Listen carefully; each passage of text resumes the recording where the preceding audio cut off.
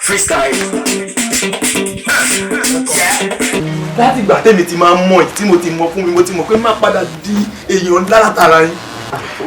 Ẹ kú oríire náà. Bẹ́gbọ̀n ṣe tóbi tó yẹn ó kóra ńlẹ̀ gírí kó gbómi láti bí síbí ó kọ́kọ́ fi wákàtí jọba ẹ̀dà sọ́hùn. Ai, ṣé wàá pa? Tala ń kí ta ló ń dáhùn.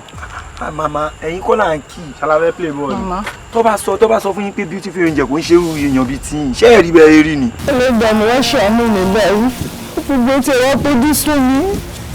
Ẹbí wọ́n yíwo ni mo wá ìgbà tó yẹ lọ. Ìwọ máa wò ó tiẹ̀ ọ̀rọ̀ ẹ dàbí ọ̀rọ̀ òkúta dìgúnlé wàá shine forever ní ọ̀rẹ́ mi wàá dọ́kú bí ayan. Ṣorí jim wa yẹn ó dá bàjẹ́ bó dẹ̀ ṣe wà yẹn ó need kó package ara ẹ̀ kó wà attractive ṣé pé anybody tó bá rí ẹ báyìí wọn ò tiẹ̀ nílé resist presence ẹ. Àwọn Yorùbá náà ló máa ń sọ pé bàtà tí èèyàn kan kọ̀ sílẹ̀ tó ló ti dàjà kù òun lèèyàn míì ń wọ̀ sẹ̀sẹ̀.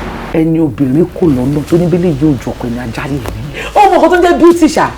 Beauty is in the eye of the beholder now. Fún mi láyọ̀ àbí fún mi lọ́lá ó máa fún mi tán ni o Ọlọ́run eléyìí sọ̀rọ̀ tútọ̀ díẹ̀ o máa bá wo máa wọ̀rí máa wó díẹ̀ jẹ́ gí ẹ fagí ẹ máa fi irun pákó máa jẹ́ máa gbé ni. Apátí rí awo àdá ńlá ajagunláwò ìlàkọ̀sí apálára awo ajé òkúkú nísọ̀ fún mi ẹ máa làbákẹ́ tẹ́rí ẹ kò gbà á. Ní ìgá. Tẹ́rí gbà á. Ṣé mo sọ fún ẹ tẹ́lẹ̀ pé mò ń gbọ́ ọmọ ni àbí mò ń wá bẹ́ẹ̀ bàbí mi ò ní ẹni tí mò ń fẹ́. Tí ẹṣin bá dá ni a máa túgùn ni.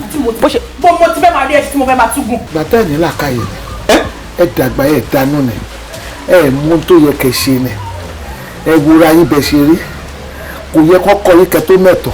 Kí ló kọ́ mi fi ẹ̀ka ìsì ẹ̀ gan? Ṣé àwọn ọkọ mi sọ òwúrọ̀ rẹ ni?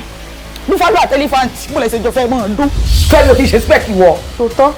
Ọkùnrin ga ó sìngbọ̀nlẹ̀ ó dúró déédéé. Mo ti sá mi ṣẹ́yìn débẹ̀ rí ni tẹ́ fi ń ṣe bí eléyìí.